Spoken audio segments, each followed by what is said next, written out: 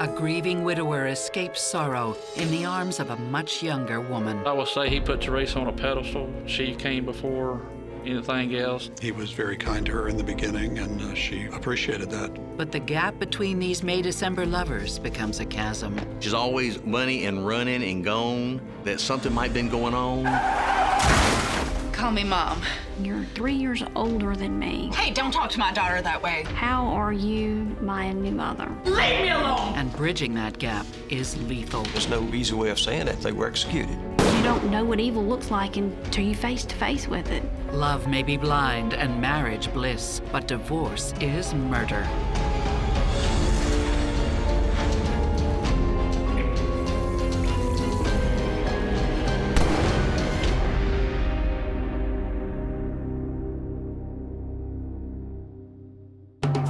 For many, the start of the millennium brings new hope for the future. But for 49-year-old Julian Lewis, it marks the end of happiness as he knows it. He loses his wife, Joyce, to chronic pancreatitis. You're never prepared, you know. Mom had been sick pretty much our entire lives. It just got progressively worse as the time went on. It was extremely hard. After nearly 28 years of marriage, Julian is shattered. She was extremely important to him. I don't think anybody realized exactly how much of her life impacted him until we lost her. Dad didn't really cope very well at all. Dad stopped eating. He stopped sleeping. He basically just shut down. For the first time in his life, the former military drill sergeant turned electrician loses control. Julian starts drinking. Drinking to this extent was really out of the normal. Everybody has their coping mechanisms, but he didn't drink just a little bit. At least he's not alone. Dad! Supper's ready.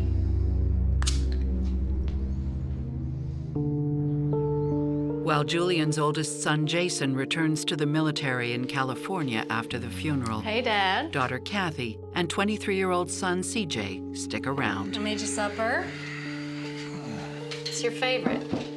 I took over the household chores. I moved home to help take care of Dad. With this kind of support, Julian is able to keep working.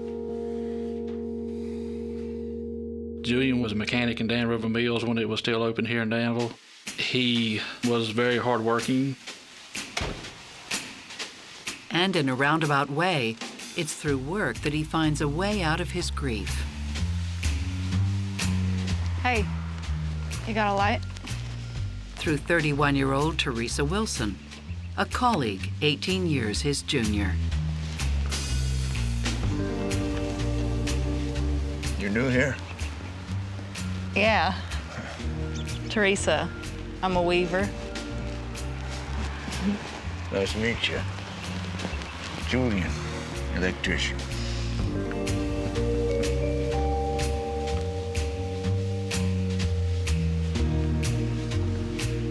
Over the coming days, they make a point of timing their smoke breaks to see one another.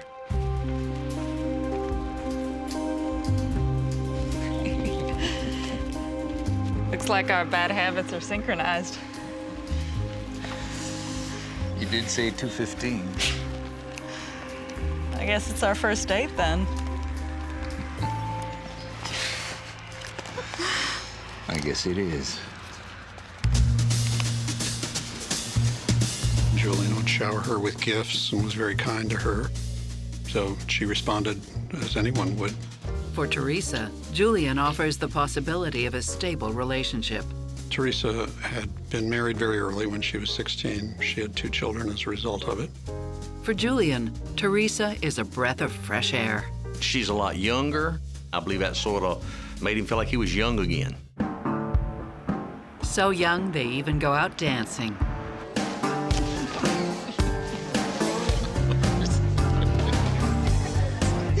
I just saw him one night at a nightclub a few months after Julian's wife, Joyce, had died. You're right back. All right, hurry on back. You know, They were on the dance floor dancing, and Julian came up to me. I had just started dating his daughter. Hey, I didn't expect to see you. My daughter here? Boys' night out.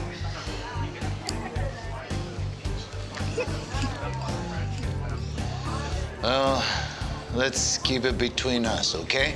I guess because shortly after her mother had died, she wouldn't take it too good.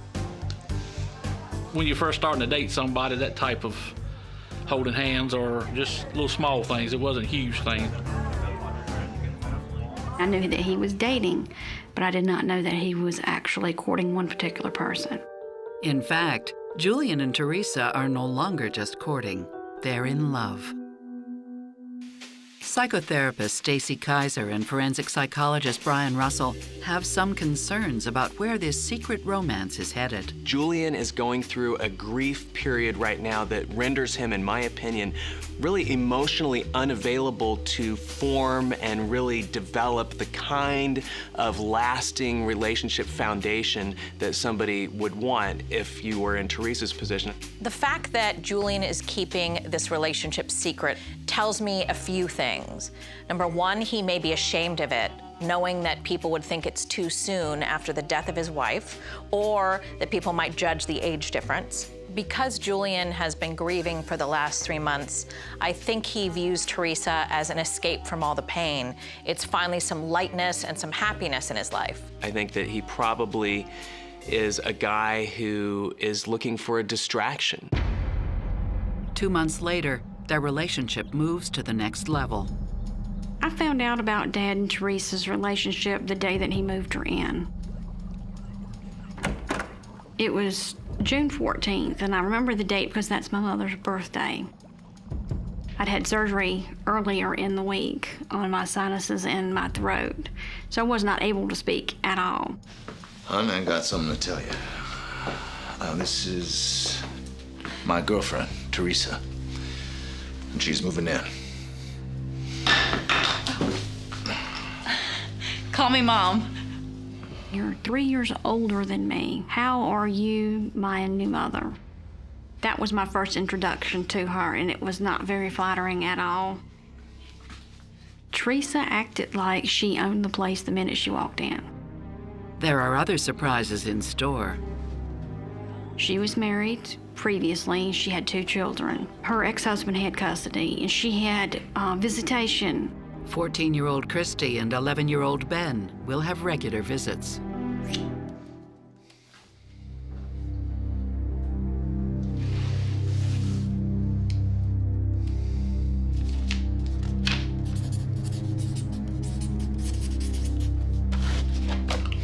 Kathy.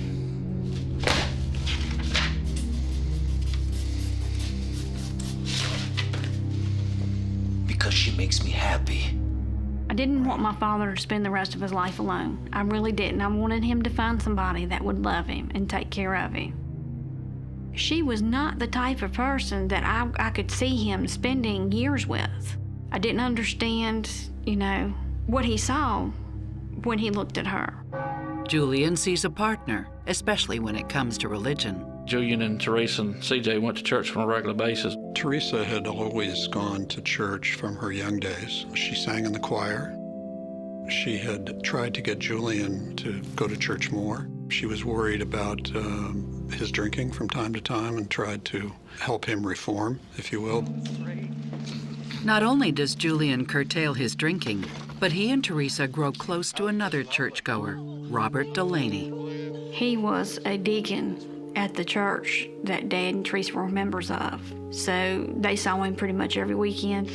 All right, we gotta go, baby doll. All right. See you next Sunday. Okay.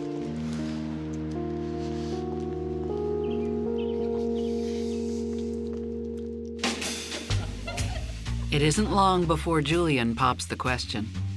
They were happy. She treated him fine. He treated her fine. Everybody is happy, except for Kathy. I felt it was wrong from the very get-go. And when the going gets tough, the marriage gets rough. You will not speak to Teresa like that. It was like only Teresa and her children existed. It's just so nice to have a man around the house. Trying to get along with Teresa is kind of like trying to wrestle a greased pig. 7 months after Julian Lewis's wife of 28 years dies, he marries Teresa Wilson, a woman 18 years his junior. But with Julian's 2 adult children living at home, it makes for a very crowded house. Especially because Teresa wants to spend more time with her own kids, 14-year-old Christy and 11-year-old Ben. At first, it was not that often. I'd say maybe once a month, and it became more frequent as time wore on. And the kids, especially Christy, take up a lot of space. Her daughter was more of her, almost like best friend instead of daughter. The daughter was always looked like whatever she wanted, she got. She was basically very disrespectful. Oh my God. Oh, this is disgusting. Hey, I'm not eating this. We do not speak that way in this house. You can sit back down. Hey, don't talk to my daughter that way. Teresa would react pretty much the way you think she would. That's not your child. You don't need to be doing that. Come on, honey, we're gonna find something for you in the fridge. Oh, we'll see about that, Teresa. You will not speak to Teresa, my wife, like that. Not in this house. It was like only Teresa and her children existed. Oh, I see how it is. She came before anything else, family-wise or anything. Come on, Larry, let's go. I would have stayed to take care of Dad and CJ if things had not become so difficult. Sit down, honey. But in a situation where there's so much drama and your nerves are tore up so bad, you have to make a decision. Kathy's decision is to leave. So she moved in with me, and shortly after that, we got married. Now Julian can focus on Teresa, the new woman of the house. Oh, what did I do to deserve you? I have no idea. If she had a specific food that she liked, he would stop and pick that up and bring it home for supper so she wouldn't have to cook. So, I got you a couple of things, baby doll. Bought her new clothes. I always took her out to eat. Hey, thanks. Give her spending money. And I also got you this. She loved jewelry, so he would stop and buy her jewelry.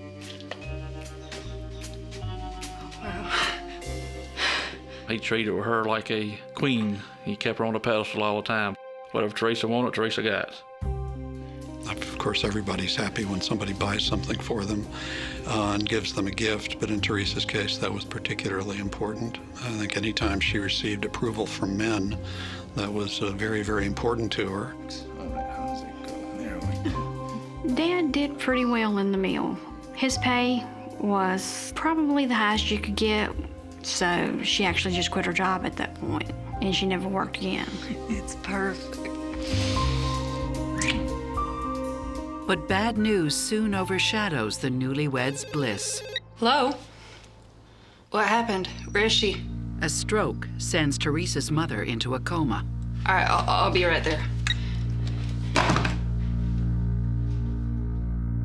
It was devastating to the family. Teresa had become one of the principal caregivers for her mother. Honestly, I think Teresa loved her mother. I think she really did. Julian supports his new wife, but he has his limits. Here, drink this. Then it's time to go. Not leaving. Dad had been up probably for about 48 hours and had not slept. He'd been with Teresa all that time. I said, it's time to go. No.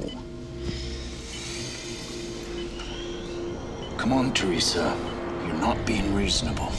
You're not being reasonable. I am your husband, and you're coming with me. I'm not gonna choose between the two of you. You can't make me, okay? Fine. Julian said, choose between your mother and me, and that was obviously a very painful episode in her life. In times of crisis, couples either come together or break apart. And Teresa's mother's stroke is definitely a crisis. And so part of what we're seeing is this couple is being torn apart by that, and it doesn't bode well for their future. Teresa's going through something very difficult. Julian doesn't seem that supportive. Now, it may be because he's sort of still depleted from the fact that just a while ago, he got done taking care of his wife who passed away, who had been sick for a significant period of time beforehand. But that goes back to my point that he wasn't probably ready to move into another relationship of this level of seriousness. After 7 days, Teresa's choice is made for her. Her mother dies. After that, they didn't talk about it anymore, and according to Teresa, he acted like it didn't happen. It's a bad omen for what's to come.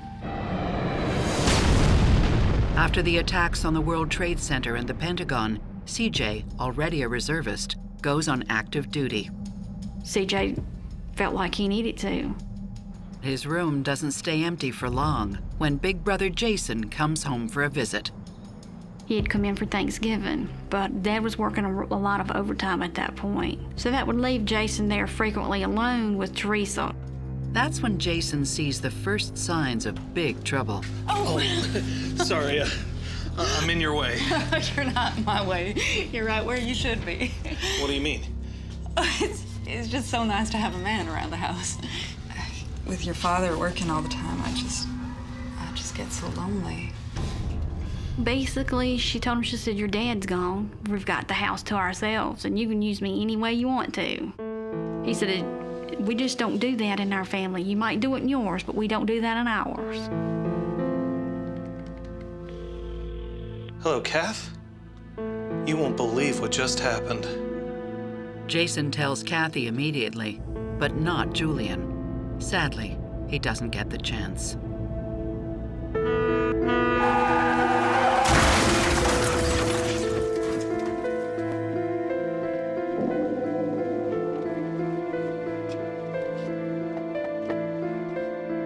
Dad's reaction to Jason's death was basically, he was stunned, he was lost. And it had to be really, really hard on Dad. Him and CJ, they just didn't have a way to deal with it. In the coming weeks, Julian visits Jason's grave almost daily, and Teresa goes with him. There were times when she wanted to visit her mother's grave, and there was some disagreement with Julian about that. It was very difficult for her to go through that because she would, in her own mind, have to choose between Julian and her mother. A choice which sends them both tumbling into an abyss. She said that he was perverted and wanted to have sex all the time. As long as you followed the rules, did what you were supposed to do, you didn't incur his wrath.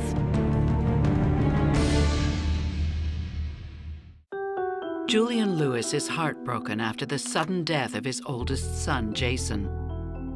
While Teresa, his wife of 15 months, is still reeling from the passing of her mother.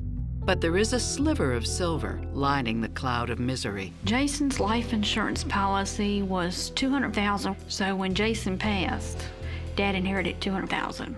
And that, of course, provided him with the opportunity to purchase a piece of property. 5 acres of land and a brand new home. All right, here we go.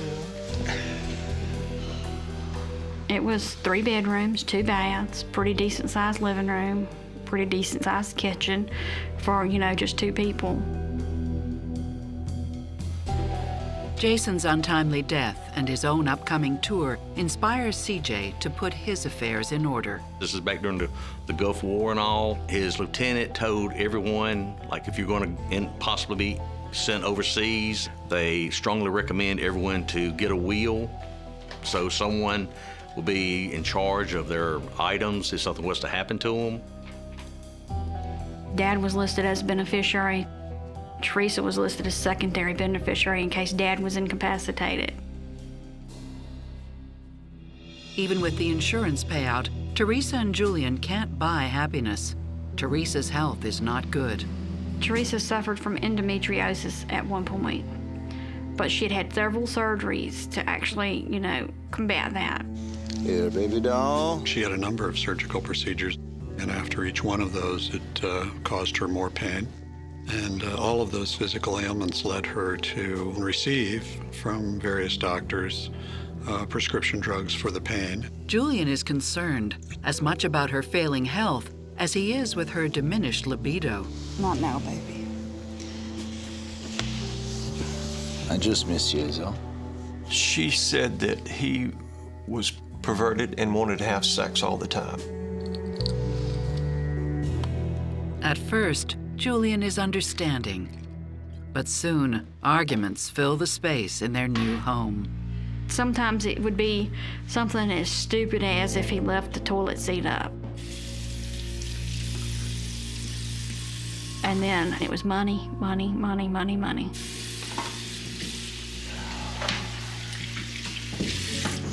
Good. You haven't left yet. Just about to step out. Where are you going? It's Sunday. Church. Can I have some money? What do you need money for? This is ridiculous. Need to get some groceries on the way home. The $200,000 was put directly in Julian's bank account. What Julian wanted her to have, he would give it to her. He really controlled it very tightly, very closely. Well, this should be enough.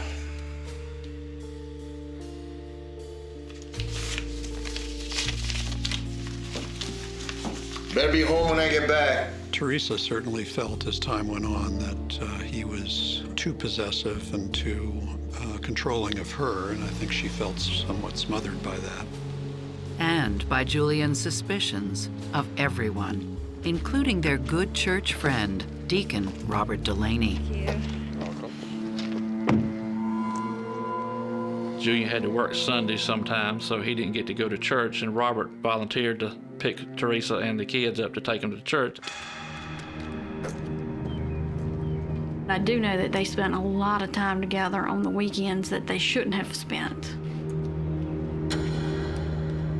My father knew something wasn't right.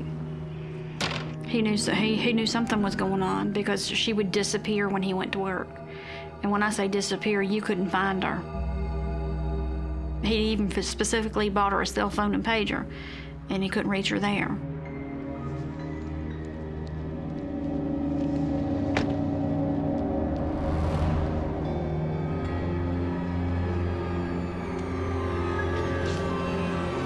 What are you doing with Robert? All right, I was at church. All day? Yeah!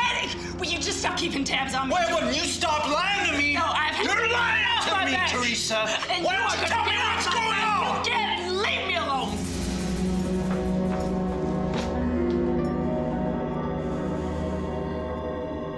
Usually when people seem to be controlling, it's because of anxiety. It's because they're worried about losing the other person. But in this case, it could actually be the opposite. It could be that Julian is starting to realize that maybe he never did have the deep attraction, deep connection with Teresa that he would have wanted to have like he had with his first wife. Julian and Teresa's relationship isn't what it once was. She's not as attentive, and of course, he's making the leap of thinking to himself, well, gee, she spends a lot of time with Robert Delaney. I wonder if she's having an affair with him, and maybe that's why she's acting the way she's acting.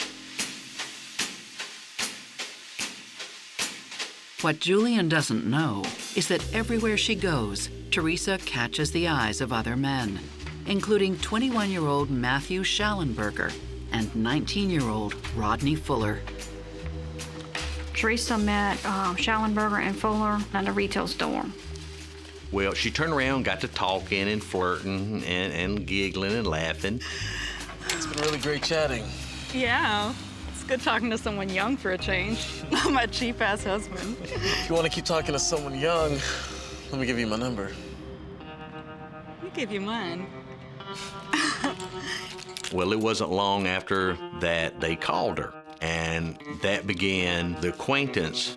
She always wanted to be center of attention, so I'm sure she was feeling right good that two younger guys was paying attention. As Teresa plays the field, Kathy, Julian starts to panic.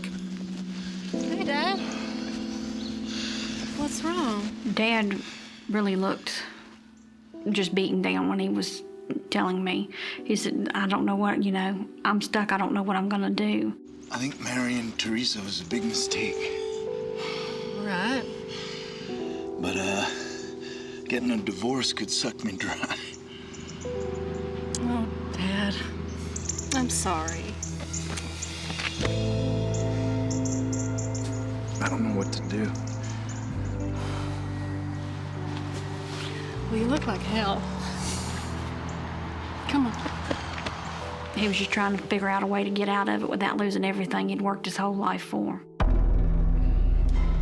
Before Julian can figure that out, a distraction arrives 3 days before Halloween. Surprise! CJ came home unexpected. How are you? His orders had come down. He would be going about 3 months after his last visit here. He popped in to surprise Dad. But father and son are in for another surprise. And it's anything but happy. The heart's pumping, and there's nothing there to stop the blood flow. It just didn't feel real. As Julian and Teresa Lewis's 2-year-old marriage crumbles, Julian's anguish is lightened by a surprise visit from his son, CJ. But 2 days later, the quiet of the Virginia night is broken. It was real early on October the 30th, the day before Halloween. Please help me. Someone broke in. I heard gunshots. Please help. When police got the call, we had 2 deputies working. They arrived at the home.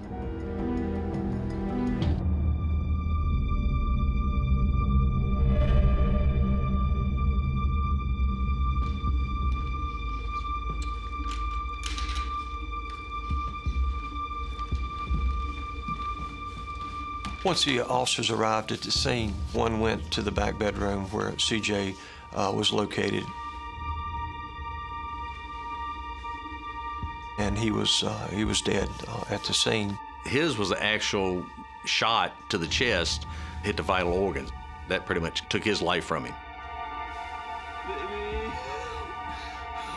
From the other bedroom, they hear a man's voice. Baby! He was still moaning. He was still alive, ironically, after being shot multiple times with a shotgun. So he managed to pull himself off the bed into the floor, and that's where he was. The only thing he would say was, My wife knows who did this. My wife knows who did it. My wife knows who did this. And while he laid there, his body continues to live, but the heart's pumping, and there's nothing there to stop the blood flow. Homicide Detective Keith Isom is called to the scene. I probably got there about 5:30, 5:45, still sort of dark. I was told that there was a wife that witnessed it, so we went back and sit down in the police car. Start from the beginning. CJ was in his room playing video games or listening to music or something. Good night, CJ. Good night. Good night, Teresa. We went off to bed. But Julian must have heard something. Baby doll, I think someone's in the house, and I want you to go to the bathroom and lock the door. And she says she jumped up, ran to the bathroom.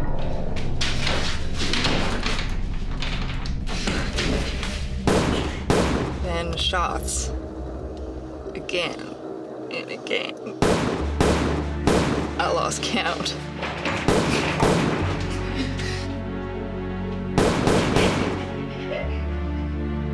I waited a long time. I think she said 30, 45 minutes before she came out.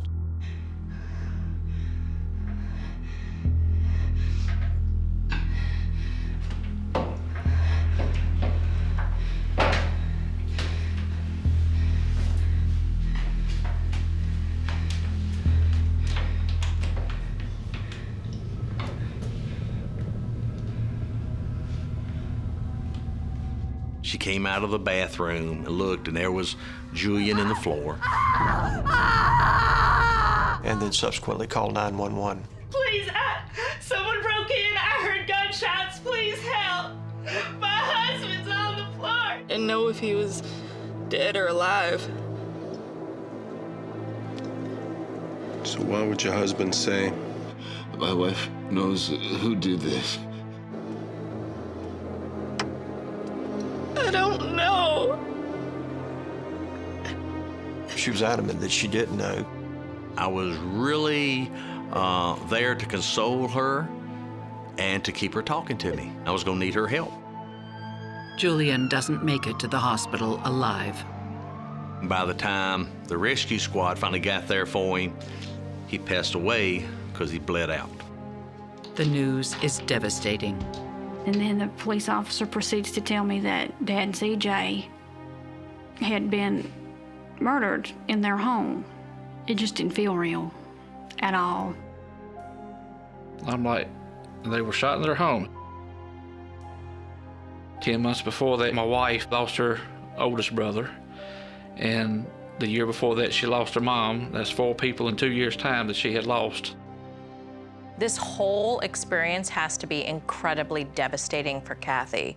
She lost her mother, she lost a brother, and now she's lost her other brother and her father. And so on top of all of that grief, she knows that Teresa was there and in the house and hiding, and she has to be wondering, could Teresa have stopped it? But I also would expect her to be having some feelings of anger and perhaps to be directing those towards Teresa, because lots of times when people experience a loss and they feel there's nothing much they can do about it, they look for somebody they can blame, somebody who's still here and living that they can pin some blame on. And in this case, Teresa would be the obvious target of those kinds of feelings. This experience has to be incredibly shocking for Teresa as well, and she has to be having some survivor guilt, thinking to herself, if perhaps I hadn't hidden out during this whole invasion, maybe I could have saved them. The funerals are held 2 days later. There was a lot of people there. It was a double funeral. The funeral for Dad and CJ was extremely surreal. Dad and CJ were extremely well loved by the community. I do remember walking up to Dad's casket first, and I remember thinking, what did he do to deserve that? I mean, he served his country with honor. I promise I won't let nobody get by with this, and I'll make sure that they answer for it. The family looks to the police for those answers. I thought it was a random killing. Maybe somebody broke in the house to rob them.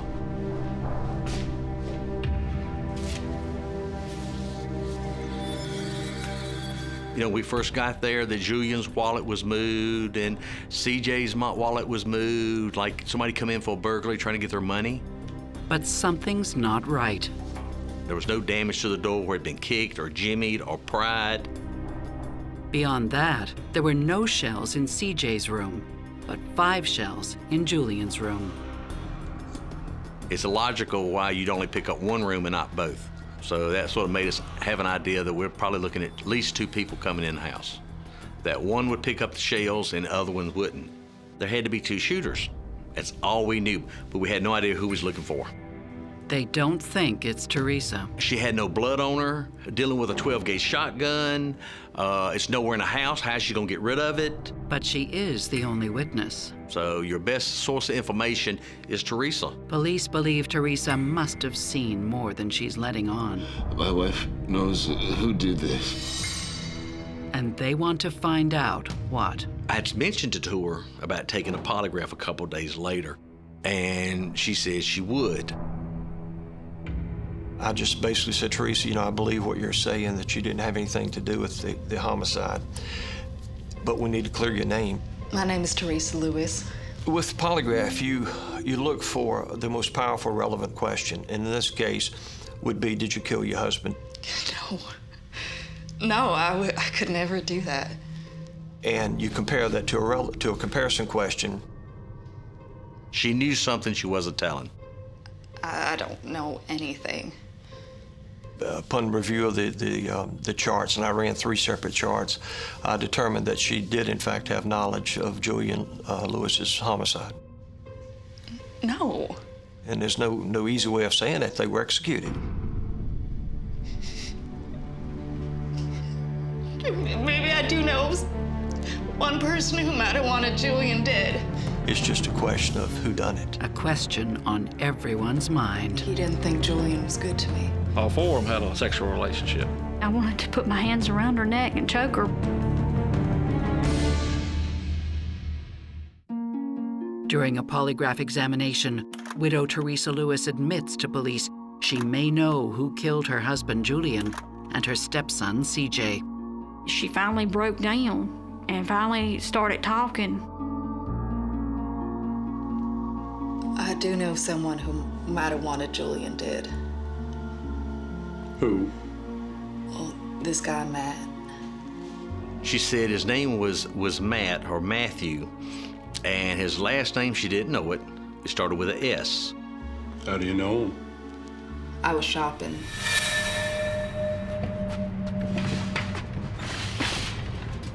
And we exchanged numbers.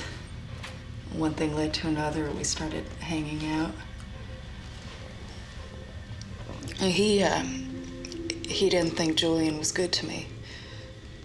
She said Julian, had beat her and treated her wrong. Supposedly he loved her, and he did not like the way that Julian was treating her, and based on that, that he wanted to get rid of him. You deserve so much better.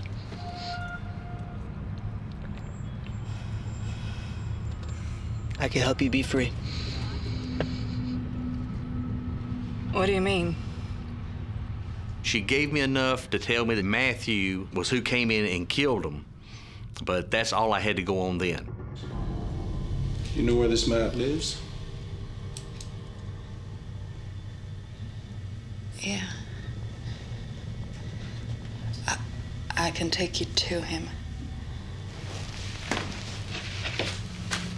So I put her in my car, and we went to find out where this guy lived.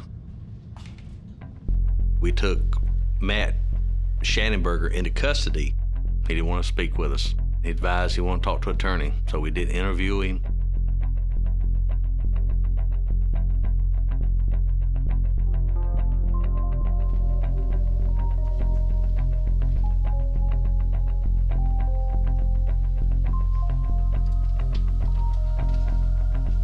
When police search Matthew Schallenberger's home, they hit pay dirt. Well, inside what they found were some gloves, and they also found 2 12-gauge pump shotguns. The empty shells were left in the bedroom where Julian was murdered. Both shotguns and the empty shells were sent to the crime lab. We knew that those shells were connected with the shotguns. Matthew had a friend named Rodney. Really? Police bring in Matt's roommate, Rodney Fuller, the other suspected shooter. After about 7 minutes into it, Rodney threw his hands up. He said, "Okay, here's what happened. The truth." The truth is that Fuller and Teresa were lovers. But the affair doesn't last. Her attention changed very quickly from Rodney to Matthew. It sort of bloomed that she had something she could do, someone she could run with, hang out, talk to, while Julian was at work. Leaving Rodney Fuller on his own. But not for long. It got to a point she was so involved in Matthew that she took her 16-year-old daughter and used her to sort of involve her in with Rodney, to sort of keep him involved. He had sex with Rodney Fuller, and Teresa had sex with Mr. Schallenberger. Teresa was, and the word is diabolical. The physical was there, but to pull him in emotionally, I need help with my husband. Something's got to be done with my husband. He's beaten me. He hurt me. If you care about me, you need to help me. Are you serious about what you said? About me deserving so much better? Teresa did not pull a trigger, But in fact, she was the puppeteer. I got your money.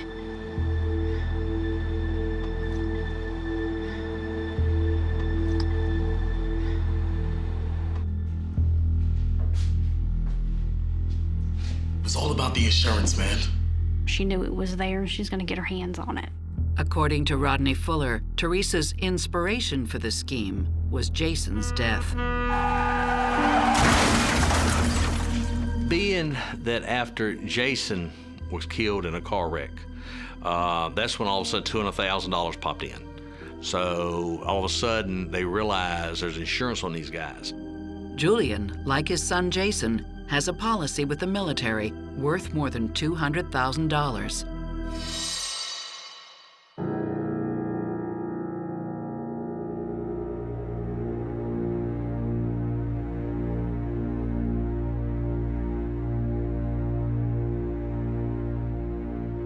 Teresa gives the men $1,200 to pay for shotguns and ammunition. She laid everything out. They just followed right along.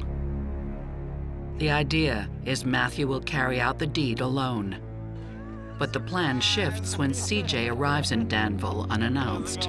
But because CJ was home, that threw it into where Rodney now had to do a killing because they had to kill both of them at the same time. They wanted to put them both down. CJ has a hefty insurance policy too. Good night, CJ. Not bad. Good night. Good night, Teresa. So that's when the idea evolved to include both of them. In the early hours of October 30th, Teresa unlocks the door to the home she shares with Julian. Julian was asleep in the bed, from my understanding, and CJ was on a video game. Teresa is supposed to wait up. Everything, they got pushed so far behind. She figured they wasn't coming, so she'd gone to bed.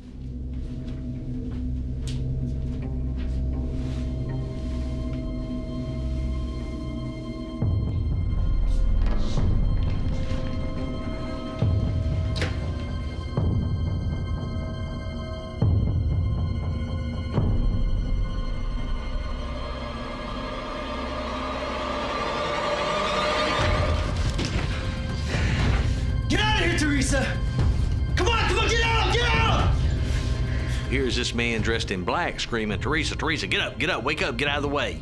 That's why Julian said, Teresa, my wife, knows who did this because the shooter called her by her first name, Teresa.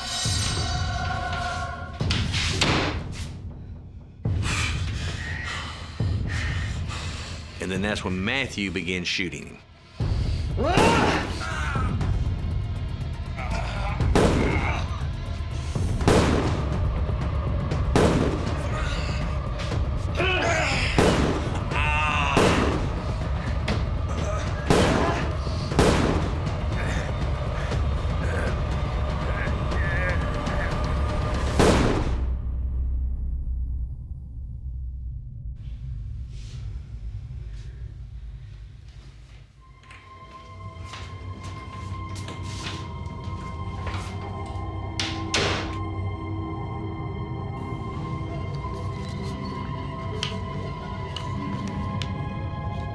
They go into Julian's wallet, they pull out $300, and Matthew and Rodney, they split $300. They take the shotguns with them, and they go.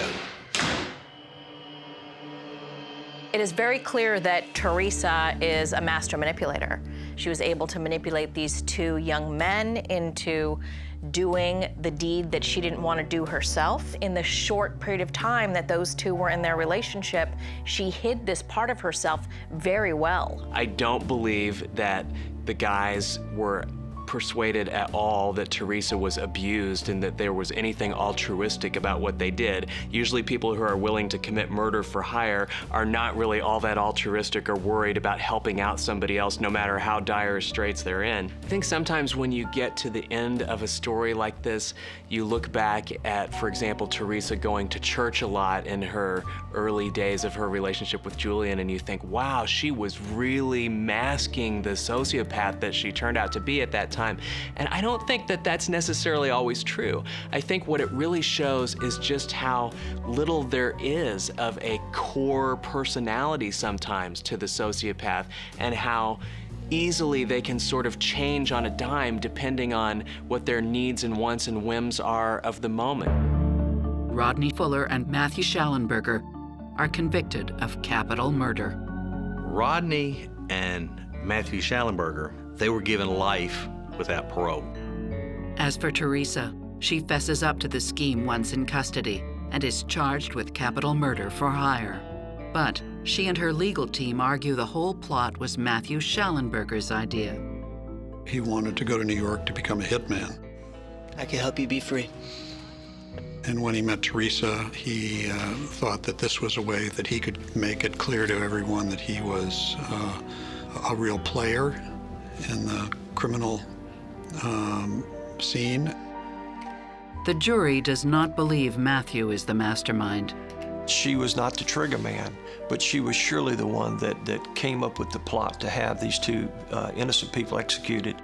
During sentencing, the judge, he made a statement just how diabolical and evil the plan was and carried out, and none of it would have come to pass if it hadn't been for her orchestrating it and setting everything up and using people. And she was given death. Teresa Lewis is convicted of capital murder and sentenced to death by lethal injection. On September 23, 2010, she is the first woman executed in the state of Virginia in 98 years. She got what she deserved. Teresa took a big part of my soul.